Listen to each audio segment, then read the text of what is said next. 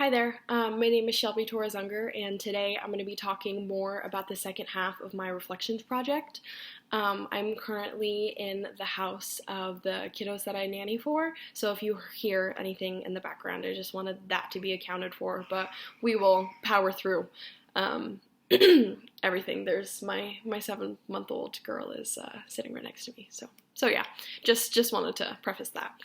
Back to what we're talking about.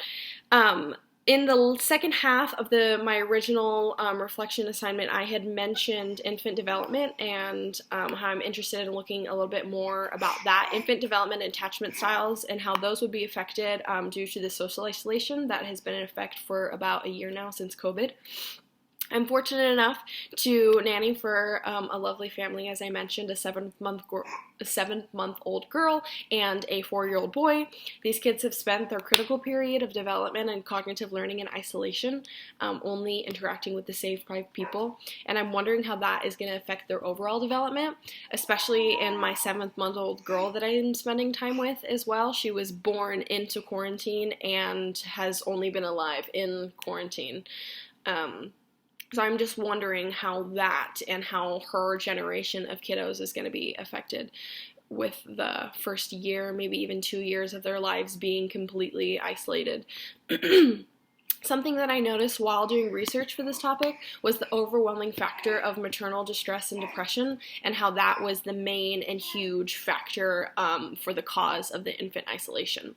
So my overall goal right now, I'm still going to add things into it as I'm doing a little bit more research, but right now I would like to look at the effects of emotional attachment and infant development and how that is affected by them being in isolated environments due to quarantine, motherly depression, or anything like that. And I think I'm going to add an emphasis on maternal depression and those effects because I'm finding a lot of information on that background just being a factor in the infant isolation. So I'm going to be talking about 3 separate articles today. The first 2 articles are very similar to one another, and I think that those 2 tie hand in hand and complement each other really well. And then the third article is really recent and fresh. I think it was published in February of 2021, I believe. I'll have to check back, but it's very, very fresh. It is about COVID and mothers that were interviewed there. So getting into it, the first article that I'm going to be talking about is called Patterns of Attachment in 2 or 3-year-olds and Normal Families and Families with Parental Depression. So a little background on this source is the strange situation developed by Ainsworth and Wittig in 1969 was used as the main assessor in this study. They took a range of baseline data for comparison, and the study was looking specifically into mothers with bipolar and unipolar depression and how that affects the infant's attachment style. Around 55% of the infants under the bipolar category of the mothers had an avoidant attachment style, while the other half of the unipolar infants had a ratio 53 to 27, with a secure attachment being the majority. Using this source, I was trying to get a little more background on the attachment styles and what is considered normal versus abnormal, while also gaining information about mothers in depressive episodes after manic phases where they would struggle to care for their infants, leaving them isolated so the infants learn to cry it out, or that the mother won't come rescue me if I'm crying, so they're forced to self-soothe. I really liked this article because it showed a range of diversity in attachment and development for the infants. There were 99 children in the overall study, and they took the infants from bipolar depressive, unipolar depressive, mothers with major and minor depressive orders, and with a baseline of mothers that had no history of any affective disturbance. So insecure attachment style was more frequent in the mothers with bipolar depression than in mothers with unipolar depression. Insecure attachment was more common in the depression disorder than in the depression section than among the children with a minor depression or children of normal mothers. So the research showed normal and average infants and then showed the completely opposite side of the spectrum. And to me, the single story in plain terms is a deep dive into the individuality of the infants' lives and influence of their parents, while side by side trying to find the thing that they have in common, which every infant has an attachment style no matter what. I like this variety because I want to be able to have a wide knowledge of all of the factors that could affect infant development, and starting from square one and reading the data from the moment that they're born, I think is really important. Another thing that I thought was super cool is something that we're integrating and learning in class right now. This article uses the strain situation as the main procedure of method. The mothers express positive and negative emotions in the interactions with their children in situations. And that is the Radke, Euro, Cummings, 1985 research article.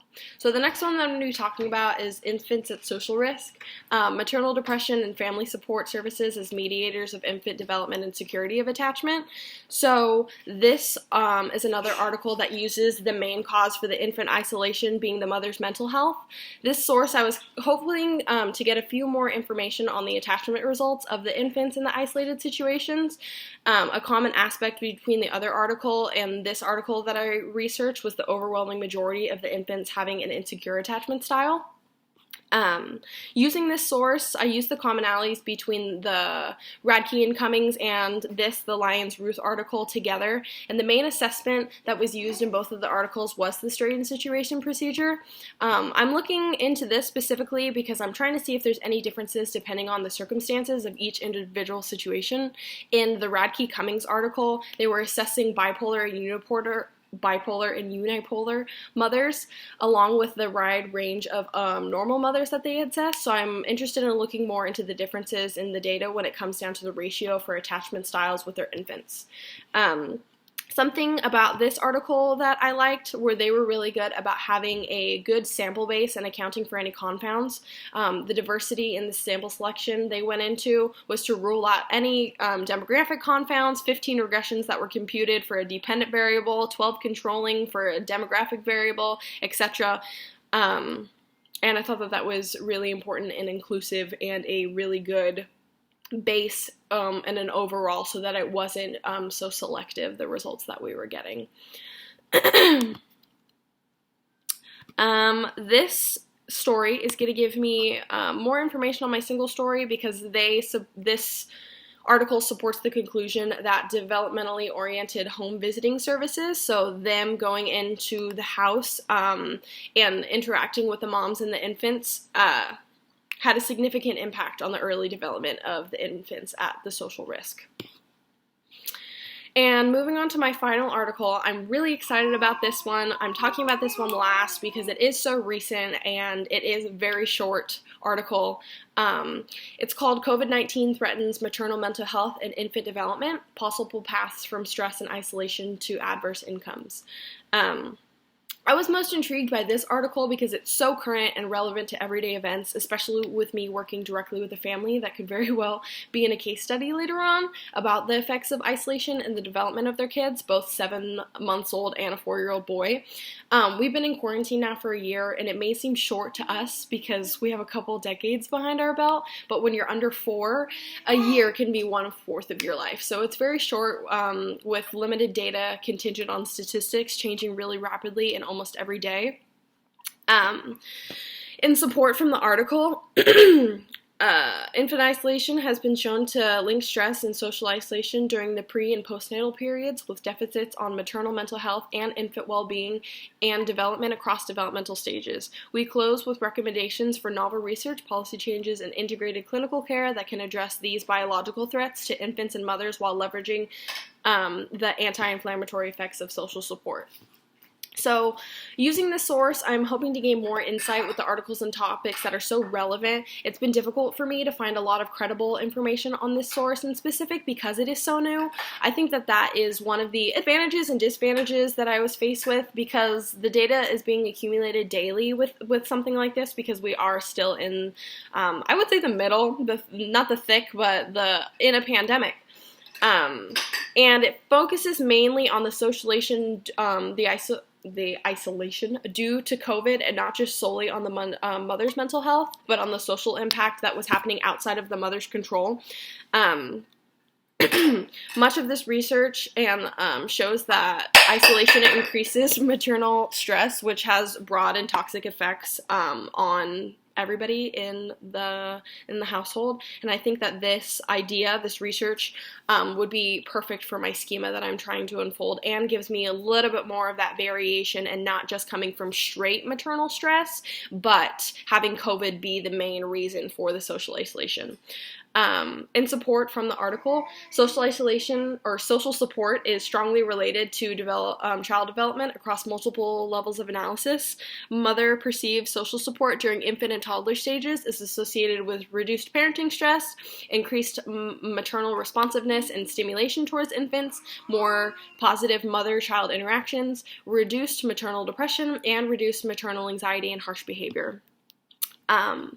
This source is really going to help me with my idea of my single story, because it's really real for me, and how close it is to the current situation that I am in and that I live near and that I'm around every day. So the mother of the kids that I nanny for is a BCBA and knows firsthand how important it is to have the social interactions for the development socially, cognitively, and emotionally. We talk, and she's worried all the time she's worried all the time, and she says that it's one thing to be a mother, but it's another thing to be a working mother. She didn't know that she was going to be working 2 full-time jobs 24 hours a day with these kids. So she's on Zoom calls all day with the kiddos, like her kiddos that she works with on the spectrum, trying to communicate and language learning, and all of that stuff with that barrier that is the screen.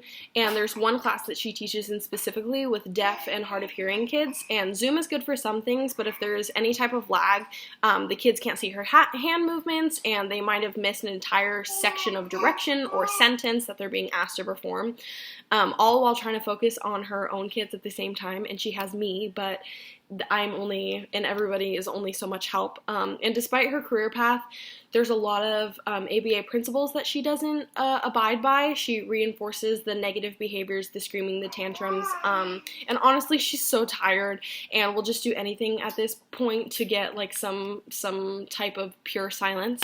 And honestly, I argue more that it's detrimental to what's happening to these stay-at-home moms, but when you think about it further, this is the medicine and the dose of what stay-at-home moms normally do without the added pandemic factor. And it just goes to show how hard the job can be to raise and grow little humans into the functioning adults that they're needing to be.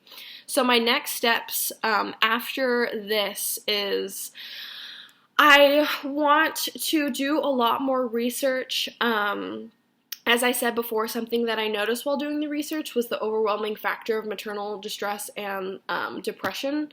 And my goal is to look at the effects of the emotional attachment and of infant development, not exactly with maternal depression being a factor, but I did not want that to be my main factor, or my main reason, my main thesis.